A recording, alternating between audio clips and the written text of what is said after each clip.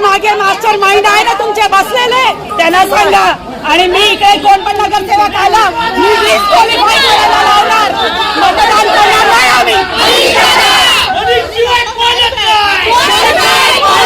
चौधरी, तुम्ही मनीष राऊत यांना कसे ओळखता? मी 20 वर्षापासून इथे बिल्डिंग मध्ये राहते. घरच्या सारखे संबंध आहेत आमचे. आमचे मोठे भाऊ आहेत ते. आम्हाला कोणी नाही दिला. 20 वर्ष आम्ही इथे राहतोय त्यांच्या ह्याच्यात. आजपर्यंत आम्हाला खूप त्यांनी साथ दिली. ही विधवाबाईची तुम्हाला हाक आहे आणि त्यांनी ही हाक ऐकून त्यांनी हा अर्ज परत करून आम्हाला हा इथं दिलाच पाहिजे. आम्हाला समजलं म्हणून आम्ही सर्व वाईट वाटतं म्हणून आम्ही आलो इथे. मी आज यांना वचन देतोय, मी नगरसेवक असो की नसो, मी 20 वर्षापासून तुमची सेवा करत होतो, सेवा करत राहणार. एबी फॉर्म आहे की नाही तर तुम्ही मला नाही म्हणालात, खरं आहे खोटं आहे? खरं आहे, फॉर्म नव्हता. ज्यावेळेला मी गोंगाट घातला एबी फॉर्म नाहीये तर मग फॉर्म भरायला नका लावू. प्रशांत राऊतचा हात आहे याच्या मागे सगळ्यात. नवजाला काय संदेश द्या? प्रशांत राऊतने एवढंच सांगेन, तुम्ही खूप छान गेम केला जो केला तो. कॅप्टन महाराष्ट्र न्यूज चॅनल मधून मी दीपक कोटेकर. वसई विरार शहर महानगरपालिका निवडणुकीला आता नुकताच सुरुवात झालेली आहे. आज उमेदवारी अर्जाची छाननी होती आणि आज ज्या वेळेला अर्जाची छाननी झाली त्यावेळेला एक अचानक आणि भयानक गोष्ट समोर आली. गेल्या अनेक वर्षापासून मनीष राऊत हे बहुजन विकास आघाडी या पक्षासाठी हनुमान बनून तारणहाण बनून काम करत आहेत. परंतु इतका मोठा पक्ष 35 वर्षाच्या कारकिर्दीमध्ये पहिल्यांदाच बहुजन विकास आघाडीमध्ये असं घडलं असेल. मनीष राऊत अचानकपणे त्यांचा फॉर्म बाद झालेला, अर्थात ते आता अपक्ष उमेदवार झालेले. आता ही कोणाची मेहरबानी आहे, काय यामध्ये आपण जर पाहिला तर प्रभाग क्रमांक 6 मध्ये अशा 2 घटना घडलेल्या आहेत. याचा अर्थ पक्षाला हितेंद्र ठाकूर चालवत नाहीत तर पक्षाला दुसराच कोणीतरी चालवतोय. मनीष राऊत यांचा अर्ज जवळजवळ बाद झाल्यात जमा आहे. त्यांचे जे काही समर्थक आहेत त्यांना मानणारा जो काही वर्ग आहे तो आता रस्त्यावरती उतरलेला आहे. त्यांची नाराजी आहे. जाणून घेऊया काय झालं त्याबद्दल तुम्ही काय सांगाल? आज आम्ही मणिदरेच्या स्वागतासाठी इथे उभं राहिलेलो. आम्हाला कळलं की त्यांचा अर्ज नाकारला. आम्हाला आता खूप राग आलेला आहे. आता दादा जे करतील ते आम्ही त्यांच्या पाठीशी उभे आहे. आज आम्ही दादांना कधी रात्री अपरात्री फोन करतो, दादा हजर राहतो इथे आमच्या कामासाठी. आज ही जी कामं कारगिलची केली ती मणिदरांनी सगळी केलेली आहे. केला हा आम्हाला राग आलाय खूप. आणि आम्ही वोटिंग पण करणार नाही, आम्ही मतदान करणार नाही, आम्ही काही करणार आणि त्या सर्व काय करणार. एवढे करुणा सर्व मदत त्यांनी आम्हाला केली आणि आम्ही काय करणार, कशासाठी? आता किती दुःख झालंय तुम्हाला? खूप दुःख झालंय. आम्ही 2 दिवस झोपलो नाही, काय नाही. काय करणार आम्ही लोक? आमचे कधी तारणार आहेत. आम्ही विश्वास टाकला त्यांच्यावरती. आता आम्ही काय करणार? आम्हाला तिकीट नाही दिली म्हणजे काय, आम्ही करणार काय? आम्ही 2-3 दिवस त्यांच्यासाठी जागरण करतोय, त्यांचा पक्ष निवडून येणार म्हणून. मग आम्ही काय करणार? सर्व त्रास दे, आम्हाला घरं नाही दिली, पण त्या माणसाने घरं दिलेत आम्हाला आणि त्यांना शीट दिली पाहिजे, नाही तर आम्ही कोणालाही मत देणार नाही. आणि एवढा कोरोना होता, कोरोनामध्ये एवढे सगळेजण उपाशी होते, मणिदरांनी सगळ्यांना जेवण पुरवलं. तुम्ही काय बोलत होतात? या ज्या कारगिल मध्ये जी घटना घडते त्यांना एक फोन केलं कुठे असतील तर पाण्यासारखे येतात, तेव्हा हे बाकीचं कुठे कार्यकर्ते गेलेले असतात. फक्त नावाला कार्यकर्ते उभे राहिलेले आहेत, मेहनत करतात ते आणि नाव त्यांचा होतोय. म्हणून आमची 3 वर्ष आमची उमेद आहे आणि त्या महाकालीला पण माझं गारा नाहीत. एक बार माझा मनीष दादा हा आलाच पाहिजे, आलाच पाहिजे. चांगले दादा आहेत, आम्ही याच्याशिवाय त्यांच्याशिवाय कोणालाच मत देणार नाही. कालपर्यंत ते खूप खुश होते आणि आज अचानक ही घटना घडली. आम्हाला आता समजलं, आम्हाला समजलं म्हणून आम्ही सर्व वाईट वाटतं म्हणून आम्ही आलो इथे. असं आम्हाला पण बरं नाही वाटत की असं घटना घडली. आम्हाला पण खूप राग आलाय. असं नाही करायला, चिटिंग करायची नाही तसं कोणावर. पण ही चिटिंग त्यांच्याच पक्षातल्या लोकांनी केली तर त्यांना बघायचं ना, असं ते काम करतात. त्यांच्याच पक्षातल्या लोकांनी हो केले. आम्ही दादांच्या सोबत आम्ही हे करणार.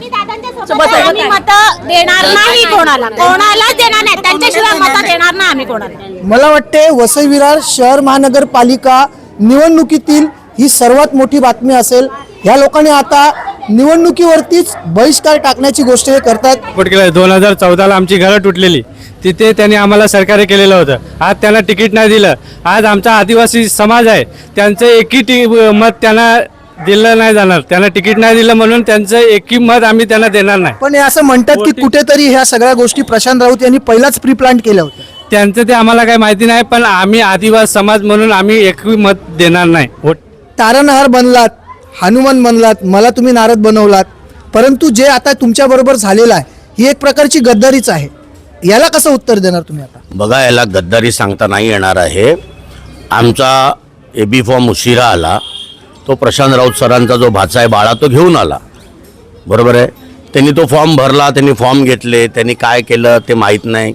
आम्ही बघितला, एबी फॉर्म घेतला आणि तो दिला. पहिला मी डचा फॉर्म दिला, आरो सांगतात नाही ते टायमिंगमध्ये प्रॉब्लेम आहे. मिनलताईंचं पण तसंच झालेलं आहे. आम्ही पक्षासाठी नेहमी कार्यरत असतो आणि असं कुठल्या डिक्शनरीत लिहिलं आहे का नगरसेवक असेल तरच तुम्ही गरिबांची सेवा करू शकता, नगराची सेवा करू शकता? मी आज यांना वचन देतो आहे, मी नगरसेवक असो की नसो, मी 20 वर्षापासून तुमची सेवा करत होतो, सेवा करत राहणार. नाही का, 10 वाजता फोन केला होता, तो कॉल रेकॉर्डिंग पण माझ्याकडे आहे, तो वाटल्यास मी प्रेक्षकांना दाखवू शकतो. तेव्हा तुम्ही असं मला म्हणालात की कोटेकर साहेब मी फॉर्म भरायला जातोय, त्यावेळेला तुमच्याकडे एबी फॉर्म नव्हता.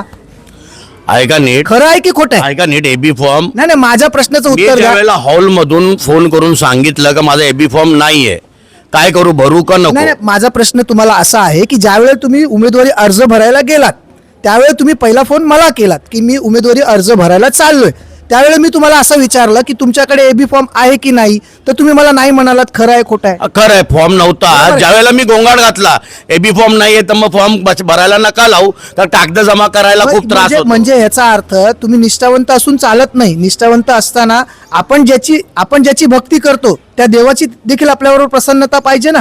तुम्हाला एबी फॉर्म दिलाच नव्हता, याचा अर्थ तुमच्या पक्षाला तुम्हाला तिकीट द्यायचीच नव्हती. नाही. बरोबर आहे खोटं आहे? बरोबर आहे, बरोबर आहे. पक्षाला तिकीट द्यायचंच नाही. बरोबर आहे.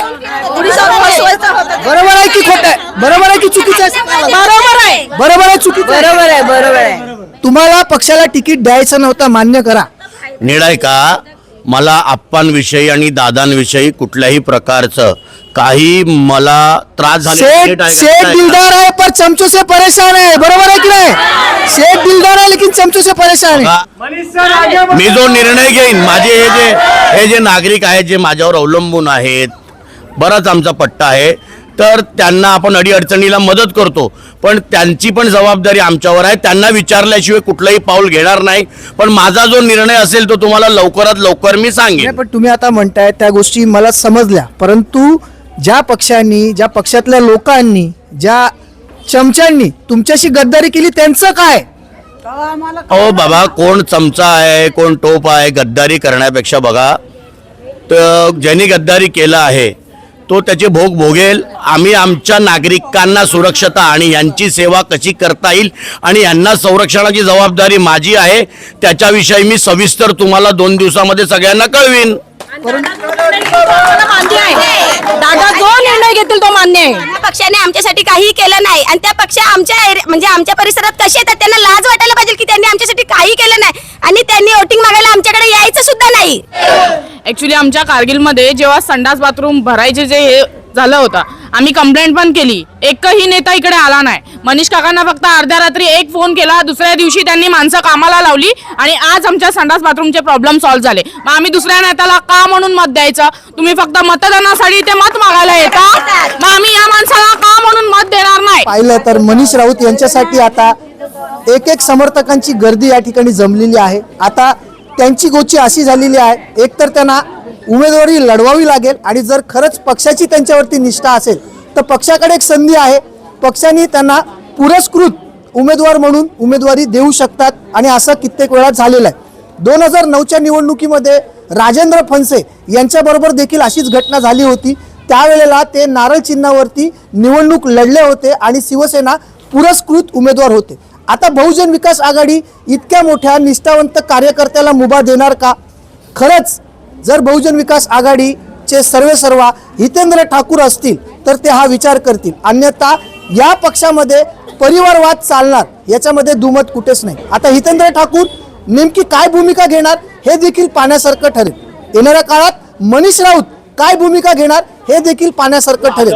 परंतु या सगळ्या गोष्टींमध्ये एक पर्याय आहे, तो म्हणजे पुरस्कृत उमेदवार. आता शिट्टी चिन्हावरती जरी मनीष राऊत निवडणूक लढले नाहीत तर मनीष राऊत दुसरा चिन्ह घेऊ शकतात, परंतु ते बहुजन विकास आघाडीचे पुरस्कृत उमेदवार असू शकतात. आपल्या सर्वांना याविषयी काय वाटतं कमेंटच्या माध्यमातून आपली प्रतिक्रिया आम्हाला जरूर कळवा. Top 10 Maharashtra news, Vasai Virar.